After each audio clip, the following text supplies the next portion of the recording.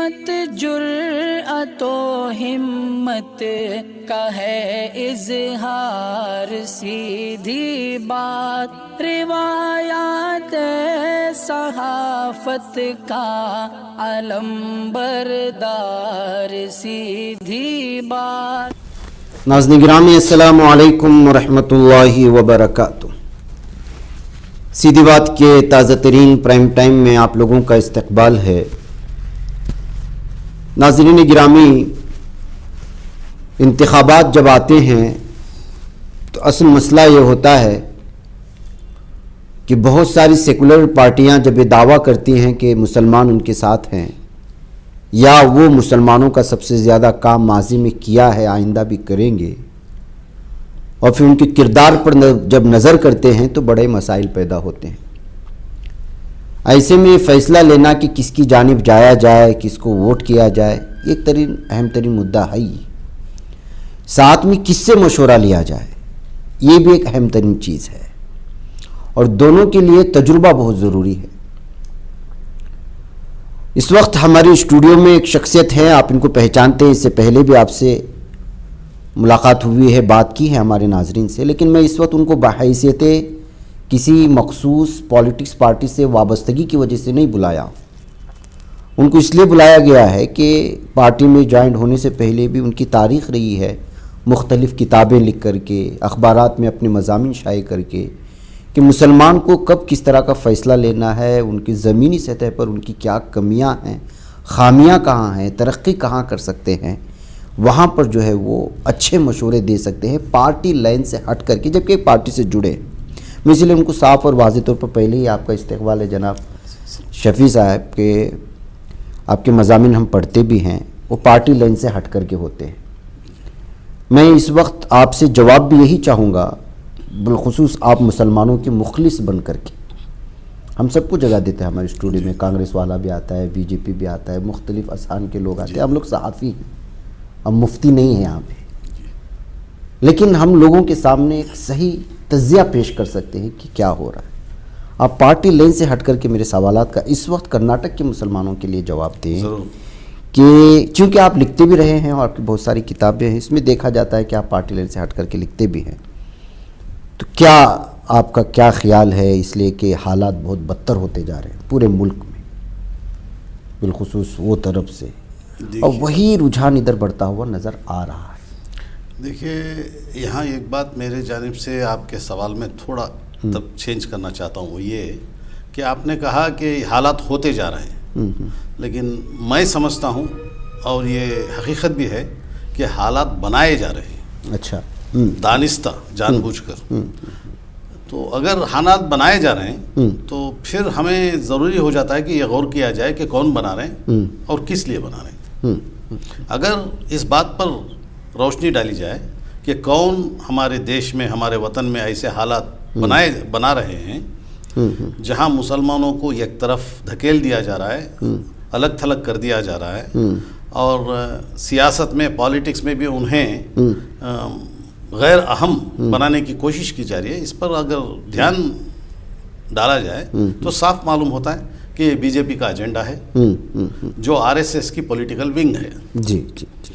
اور اگر ان کی یہ کارستانی پر کچھ جاننے کی کوشش کی جائے تو صاف معلوم ہوتا ہے کہ آر ایس ایس کا ایجنڈا ہے کہ ہندوستان میں مسلمانوں کے ساتھ علیحدگی برتی جائے اور انہیں کمتر دکھایا جائے یا کمتر ہونے پر مجبور کیا جائے، اور انہیں لوگ جیسا کہتے ہیں سیکنڈ گریڈ سٹیزن کی طرح انہیں دھکیلا جائے۔ یہ ان کی صرف کوشش نہیں، کوشش تو 50 سال یا 60 سال سے ہے، لیکن ان کی کتابوں میں جو 1923 میں، 1931 میں، تقریباً 100 سال پہلے ساورکر نے لکھے، اس میں صاف صاف الفاظ میں یہ میں جو کہہ رہا ہوں وہ موجود ہے جی، اور اسی کی بیسس پہ یہ چلا رہے ہیں۔ آج بی جے پی جو پولیٹیکل ونگ ہے آر ایس ایس کی، اور سارے ہندوستان میں بہت جگہ حکومت کر رہی ہے، وہ ہر جگہ کوشش کر رہے کہ ساورکر کے فوٹوز لٹکائے، اسمبلیز میں، پارلیمنٹ میں تو لگی ہوئی ہے، ابھی کرناٹک کے اسمبلی میں بھی ایک لگا دی انہوں نے، ابھی حال میں، صرف 15 دن پہلے۔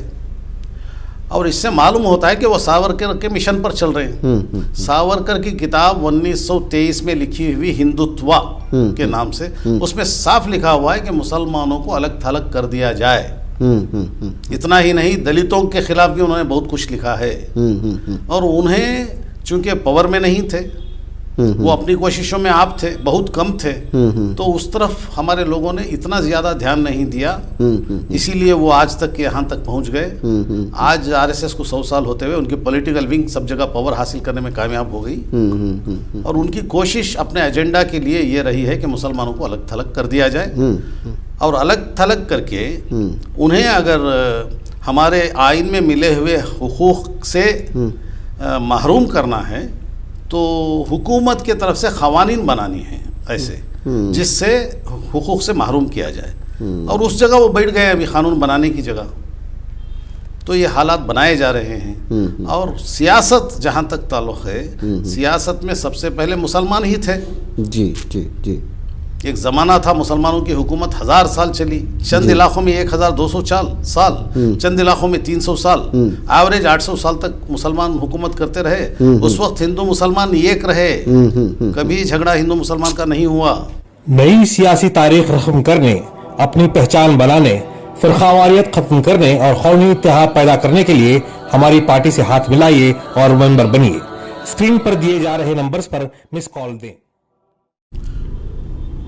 جو BJP حکومت کئی اسمبلیوں میں یا کرناٹک میں اور مرکز میں بھی حکومت کر رہی ہے، یہ RSS کی پولیٹیکل ونگ ہے، اس میں کوئی شک و شبہ نہیں ہے. RSS کا ایجنڈا جیسے میں نے پہلے بتایا، ساورکر کے اور گولوال کر کے اور ہیڈگیور کے لکھے ہوئے اور بتائے ہوئے طریقوں پر چلنا ہے اور اسی کو لاگو کرنا ہے.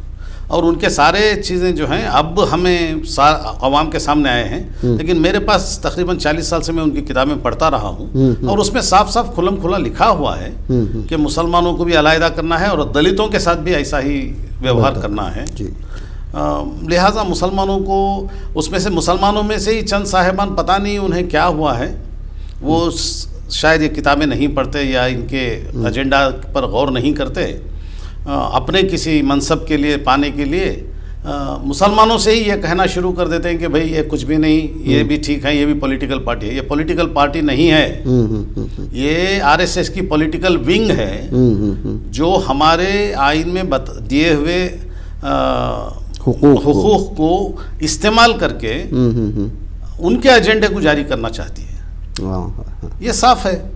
اور ابھی جب کبھی قوانین بنانے پڑے، جہاں کہیں راستوں میں مسلمانوں کے خلاف کوئی زیادتی ہوتی ہے، ظلم ہوتا ہے، تو قانون ہی ظلم اور زیادتی کو جاری کرنے کے لیے بنا دیا جاتا ہے. اس سے صاف ظاہر ہوتا ہے کہ مسلمانوں کے ساتھ ظلم کر رہی ہے. یہ حالات بنائے جا رہے ہیں.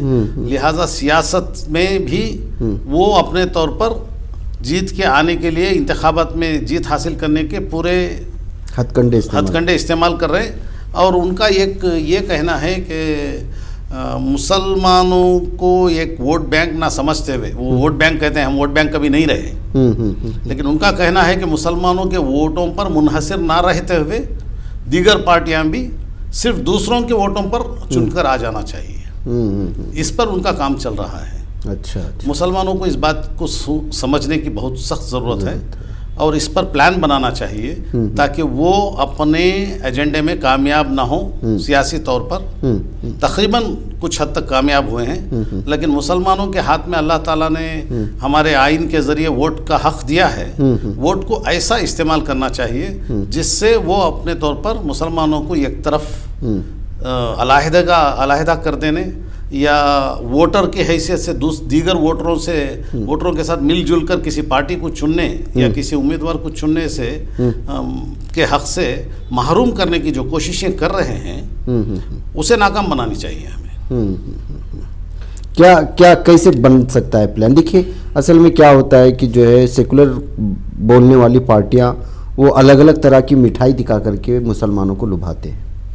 اب یہ مٹھائی وقتی ہوتی ہے، مسلمان سمجھتے نہیں. اور مسئلہ سب سے بڑا یہ ہے کہ ایسے موقع پر کچھ ایسی تنظیمیں اکٹھا ہو کر کے بھی سامنے آ جاتی ہیں جو کسی اور کو منافق کہتے ہیں تو کسی کو مسلم دوست کہتی ہے.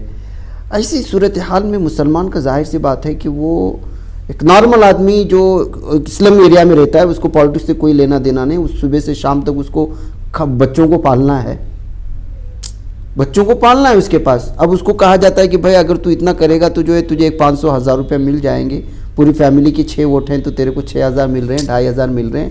اب وہ یہ سوچے گا، وہ تھوڑی فیوچر کے بارے میں سوچے گا، وہ سوچے گا کہ اب 3 دن کا 4 دن کا میرا گزارا چل جاتا ہے، وہ کسی بھی پارٹی کے پیچھے بھاگ جاتا ہے. دیکھیے، جہاں تک ہمارا ہندوستان کا ووٹنگ سسٹم ہے، اس کا کئی جگہ پر کئی پارٹیاں اس کا غلط استعمال کرتی رہی ہیں. غلط استعمال یعنی جو آپ ابھی بتا رہے تھے، پیسہ دے کر ووٹ لینا. ووٹ 5 سال کی حکومت کے لیے لیا جاتا ہے، اور حکومت میں کیا پالیسیاں اپنائی جائیں گی، اس میں ووٹ جو ڈالے سٹیزنز اور جو نہیں ڈالے، ان کی ترقی اور بہبودی کے لیے کیا کیا جائے گا، اس کو پالیسی بتا کر ووٹ لیا جاتا ہے، تاکہ 5 سال وہ کام کریں اور لوگوں کو راحت فراہم کریں اور لوگوں کو اچھی زندگیاں دیں. جس طرح کئی ممالک میں جو ہمارے ملک کے ساتھ ہی آزاد ہوئے دیگر ممالک بہت آگے چلے گئے ہیں، خواہ وہ سنگاپور ہو، جاپان ہو، ملیشیا ہو، بہت سارے ممالک، اور وہاں ایسا پیسہ دے کر ووٹ حاصل کرنے کا نہیں ہے، سسٹم نہیں ہے. یہاں جو ہے یہ بدنیتی یہ ہے کہ بہت سارے سیاستدان پیسہ دے کر ووٹ لینا چاہتے ہیں، اور ووٹرز بھی بہت سارے اسی کے انتظار میں رہتے ہیں، جبکہ وہ 1 دن 2 دن 3 دن پیٹ بھرنے کے لیے ہے، جی صحیح، ہمیشہ کے لیے نہیں. میں آپ کو خصوصاً ہمارے ویورز کو ان کا دھیان ایک طرف مبذول کرانا چاہتا ہوں کہ چلیں ہم اس پر بات کرتے ہیں کہ مسلمانوں کو کتنا پیسہ خرچ کرنے سے مسلمانوں کی ترقی اور بہبودی ہوگی. اگر اس پر غور کیا جائے تو اس بات پر بھی روشنی ڈالنے کی ضرورت ہے کہ مسلمانوں کا روزانہ خرچ کیا ہے. سمپل اگر کیلکولیشن کیا جائے، ناشتہ ہر آدمی 25 روپے سے 150 روپے تک کے خرچ میں کرتا ہے. دیہات میں بہت چھوٹا، بہت کم آمدنی والا شخص 25 روپے میں کرتا ہے. شہر میں کوئی آدمی 300 روپے 150 روپے کا ناشتہ کرتا ہے. ایوریج اگر 75 روپیہ لیا جائے تو کرناٹک میں 1 کروڑ مسلمان ہیں، ایک وقت کا ناشتہ 75 کروڑ روپے ہوا. یہ کسی کو پتا ہے؟ نہیں، اس پر دھیان نہیں جاتا. تو اگر ایک وقت کا ناشتے کا انتظام کرنا ہے تو 75 کروڑ چاہیے. لہذا پیسوں سے مدد کرنے کا معاملہ نہیں ہے یہ. یہاں پر میں خاص کر اس بات پر بھی روشنی ڈالنا چاہوں گا، کیونکہ سارے مسلمانوں کو اس پر گائیڈنس سمجھیں تو گائیڈنس سمجھ کر لے سکتے ہیں. وہ یہ کہ سیاستدان جو حکومت میں آتے ہیں انہیں چاہیے کہ حکومت کی پالیسیاں ایسی جاری کروائیں جس سے مسلمانوں کی ترقی ہو. مسلم سیاستدان جیسے کہ مسلمانوں کے علاقوں میں اسپتال نہیں ہیں، اس پر پورا ٹائم لگا کے کہیں یہ کیا 2 علاقوں میں اسپتال کھلوا دیے جائیں. میٹرنیٹی ہومز نہیں ہیں، جبکہ زچگیاں سب کو ہوتی ہیں، سب گھروں میں زچگیاں ہونی ہیں. میٹرنیٹی ہومز نہیں ہیں، کہیں کسی دوسروں کی مہربانی پر جا کے وہ ایڈمٹ ہوتے ہیں، دوسروں کے شکار ہوتے ہیں، دوسروں کا نشانہ ہوتے ہیں، دوسروں کے پیر پکڑنے پڑتے ہیں. یہ نہیں ہے. آپ اگر ہمارے سیاستدان پیسوں سے ہی سیاست کرنا چاہتے ہیں، میں کسی ایک کی طرف اشارہ نہیں کر رہا ہوں، لیکن ہم سارے سیاستدان مسلمانوں کے یہ چاہیے کہ گورنمنٹ کی پالیسیوں کو لاگو کرانے پر پوری محنت لگائیں، پیسے سے نہیں. کیونکہ آپ کے کتنے بھی پیسے ہو جائیں، 1 لاکھ 2 لاکھ 10 لاکھ 100 لاکھ کتنے لائیں گے؟ ایک وقت کا ناشتہ مسلمانوں کا جب 75 کروڑ ہو رہا ہے، کوئی یہ تو بتائے کہ یہ میرا حساب غلط ہے تو میں مان لوں. کرناٹک میں 1 کروڑ مسلمان ہیں 6.5 کروڑ کی آبادی میں، اور چند بھوکے سوتے ہوں گے، اللہ کرے کوئی بھوکا نہ رہے. لیکن صرف ایک وقت کے ناشتے کے لیے اگر 75 کروڑ ہوتے ہیں تو 3 وقت کے کھانے کے لیے کتنے ہوں گے؟ 300 کروڑ. 100 روپے بھی رکھ لیجیے، کھانے کا رکھ لیا جائے تو 300 کروڑ ایک دن میں خرچ ہو رہا ہے. ان پر کیا ایک مسجد کو، ایک عیدگاہ کو، ایک قبرستان کو 1 لاکھ 10 لاکھ 20 لاکھ 50 لاکھ دے کے کوئی کام ہو سکتا ہے؟ نہیں. حکومت سے حکومت کی پالیسیوں کو جاری کروانا ہے.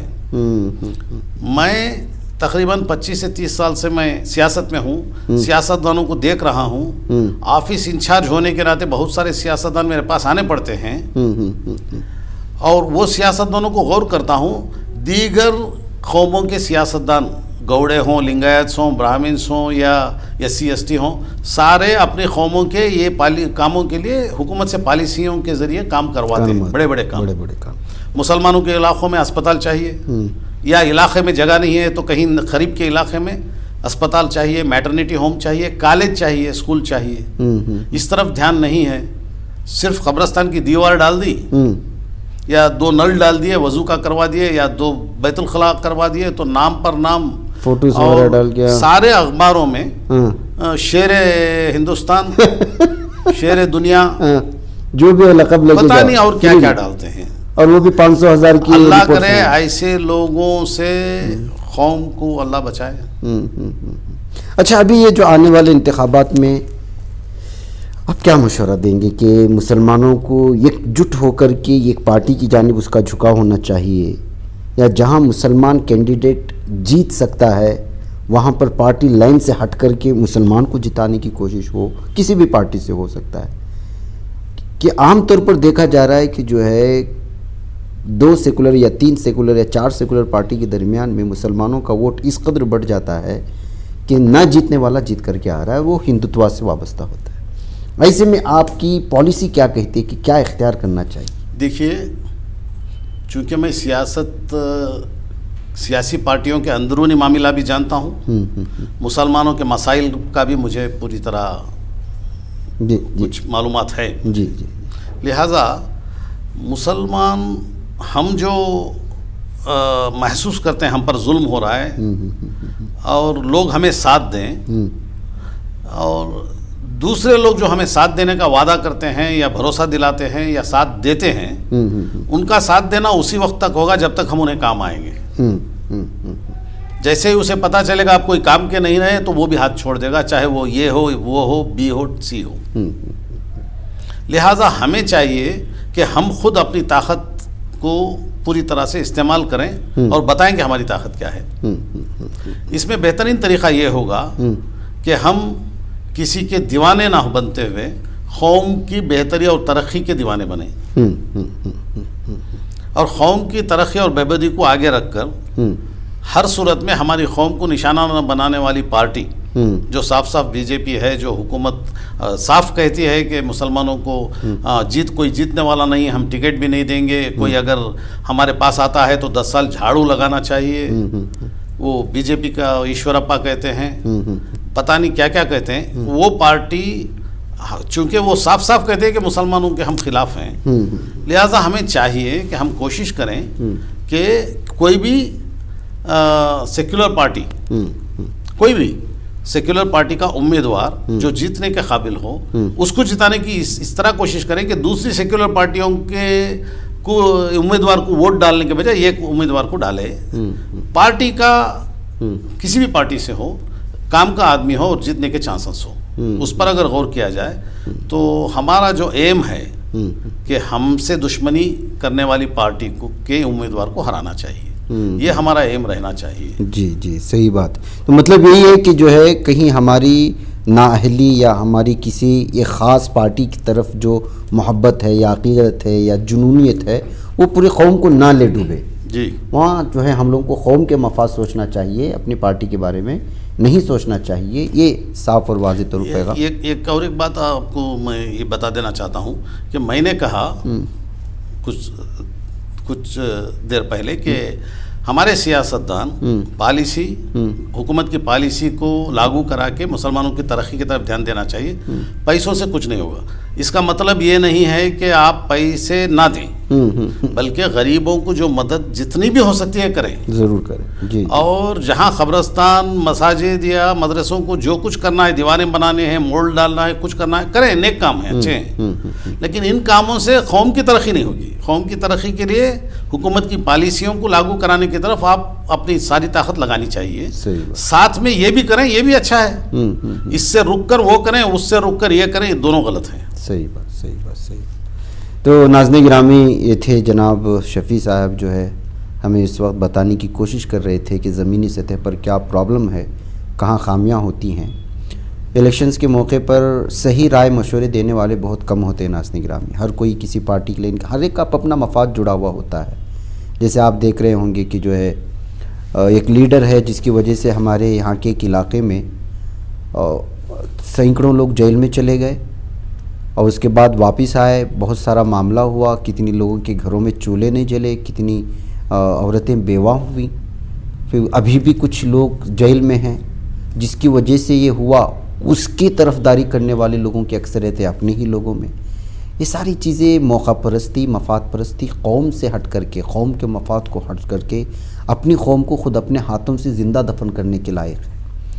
تو اس کا مطلب یہ ہوتا ہے کہ ہماری سیاسی سوچ بوجھ ختم ہو چکی ہے اپنے وقتی مفاد کے سامنے۔ ایسی صورتحال میں، اور چاہے وہ علماء برادری سے تعلق رکھتے ہوں یا قائدین کے نام پہ چولا چڑھائے ہوئے ہوں، ہم صاف اور واضح طور پر کہتے ہیں کہ آپ اپنا مفاد کہاں دیکھ رہے ہیں اور آئندہ 5 سال تک کہاں دیکھنا چاہتے ہیں، اس کے تئیں رہ کر کے سوچیں۔ یہ مت سوچیں کہ کون سی مسجد کا امام کیا اعلان کر رہا ہے، کون سی تنظیم کا قائد کیا اعلان کر رہا ہے، اور ہر ایک آدمی مطلب پرست ہے۔ میں خود اپنا مطلب پرست ہوں۔ ہر آدمی اس زمانے میں، نہیں کہ انصار عزیز مطلب پرست نہیں ہے، کوئی نہیں، ایسی نہیں ہے بات۔ مطلب پرستی کا میں بیچ میں ایک بات آپ کو بتا دوں گا۔ مطلب پرستی دوسروں کو بھلائی کر کے آپ اپنا مطلب پرستی پورا کر رہے ہیں تو ماشاءاللہ ویلکم ہے، ویلکم ہے، صحیح بات۔ چاہے آپ ہوں، میں ہوں یا کوئی بھی ہوں۔ دوسروں کا نقصان ہو جائے یا دوسروں کا فائدہ بھاڑ میں جائے، آپ کا مطلب ہو جائے، یہ مطلب پرستی نقصان دہ ہے، خود کے لیے بھی، قوم کے لیے بھی۔ تو یہ آپ میں سے ہر ایک ووٹر کو سمجھنا بہت ضروری ہے، اس لیے کہ جو اگلے آئندہ آنے والے کچھ ریاستوں کے اسمبلی انتخابات ہے، اس کا براہ راست اثر ہونے والا ہے 2024 پر۔ کہیں ایسا نہ ہو کہ ہم 2-3 دن کی خوشی کے لیے 5 سال جو ہے وہ کسی کے وہ غلام بن جائے۔ مجھے اجازت دیں، اور جناب شفیع صاحب کو بھی انشاءاللہ آپ لوگوں سے گفتگو ہوتی رہے گی۔ السلام علیکم ورحمۃ اللہ وبرکاتہ۔